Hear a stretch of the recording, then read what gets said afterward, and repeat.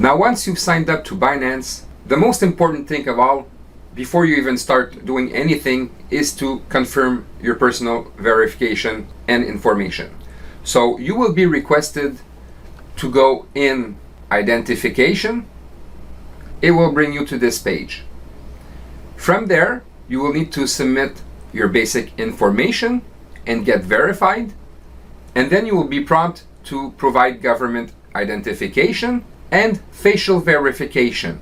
Once you've completed those steps, you can move on to the next part of the training. I don't think that you need to withdraw $200,000 daily, so you don't need the advanced verification. All you need is the basic and the intermediate. Please move on to the next part of the training. So the first thing you should be doing when you open your Binance account, whether it's Binance US or Binance.com, is to go in security and do your settings. Now, the most important ones you need to take care of is the Google authentication. The Google authentication, you just need to go on your mobile phone in your app section and download the Google authentication tool. And then you just follow the instructions that are here. It's very simple to do. And then you want to do the same thing for your SMS authentication. So basically, you're going to have a code that goes to your Binance, to your phone. So this will add an extra layer of security. As for the email address, especially if you're going to be using money wires or electronic wires or bank transfers, call it what you want, I would suggest you use the same email that you use with your bank. And last but not least is the anti-phishing code. So this will add an extra layer of protection within your email messages. So every time that Binance will send you an email message, you will see your anti-phishing code on it.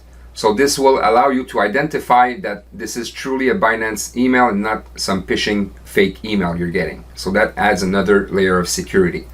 So once you've added your Google authentication, your SMS authentication, and your anti-phishing code, and made sure that your email address matches your bank email, then you're ready to start buying crypto. Please move on to the next part of the training. Okay, so for you to be able to buy coins, you're going to need to convert your country's fiat into one of these following coins here. But most people use USDT coins.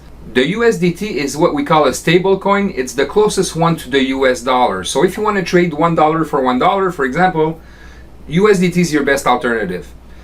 Now, in order to buy crypto, all you need to do is click the Buy Crypto tab. You could buy with credit card in some countries, not all of them. But if you cannot buy with your credit card, most of the time you could do it through P2P trading. So P2P trading is bank transfers basically. So me personally, I'm in Canada, so I use the P2P trading. So once I click here, basically, I make sure that I'm in USDT. I select my country's currency.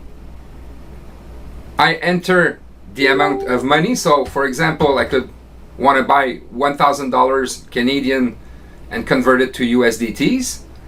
And the payment option in my case is Interact Transfer. It's basically a bank transfer. But again, this here goes with your country currency. So when you're going to select your country currency, whatever is available for you to use is going to be here. So in my case, as I said, I was using e-transfer. So here, for one USDT, I would need to pay $1.25 in this case.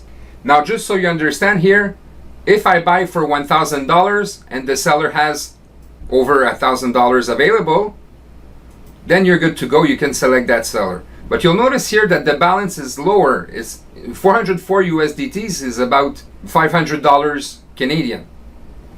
So you wouldn't be able to buy USDTs from this guy in this case because he sold a lot of his inventory already.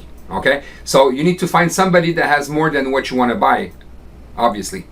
So the second thing you want to check is the completion percentage. See, this guy doesn't complete his transaction most of the time, so that means that you're just wasting time. So you want to look for people that have above 90%. And in this case, for example, I said 1,000, so you want to make sure that they can cover your $1,000 Canadian in this case and convert it to USDT. So here, this guy made 120 orders and 100% completion. So he would be somebody that is trustworthy. So In this case, I would select this guy and go and buy my USDTs. It's as simple as that. Then you just need to follow the instructions that are here, depending on what selection of payment you want to work with. So buying crypto is as simple as that. Now, what makes it safe is that Binance is always going to be the intermediary between you and the person who sells you the USDTs. So this makes your transaction with them safe. You will never get scammed or lose money if you follow the proper instructions and do what I just showed you. Now again, the payment method could be different from one country to the other. The banks are different from one country to the other. But what you need to understand here is that every time you want to buy crypto, you make sure you first select your currency, then your method of payment, and obviously how much you want to buy in your own currency. And from there, you just need to follow the instructions. So it's as simple as that to buy crypto. And when you're going to have USDT, that's when you're going to be able to buy coins. And I'm going to show that to you in the next video. Please move on to the next part of the training. Now, I just wanted to show you how easy it is to buy coins when you have USDTs. So all you need to do is go in Markets, then click Fiat Markets, select USDT, and from there, you have your coins that you could buy. There's a ton of them. I think there's more than 400 of them that you could buy. Okay, so later during this training, I'm going to show you how to spot good opportunities. But for now, I just want to show you how easy it is to purchase some coins. So let's say, for example, I want to buy Bitcoin. I just need to click on this. It's going to open the price chart. And here, I can buy. Now, you can buy with a limit, or you could buy at market price. Me personally, I always buy at market price. So let's say I would want to buy some Bitcoin right now. I just need to enter the amount of USDT I want to buy and then click buy Bitcoin. And it's as simple as that. That's how you purchase coins once you have your USDTs. Please move on to the next part of the training.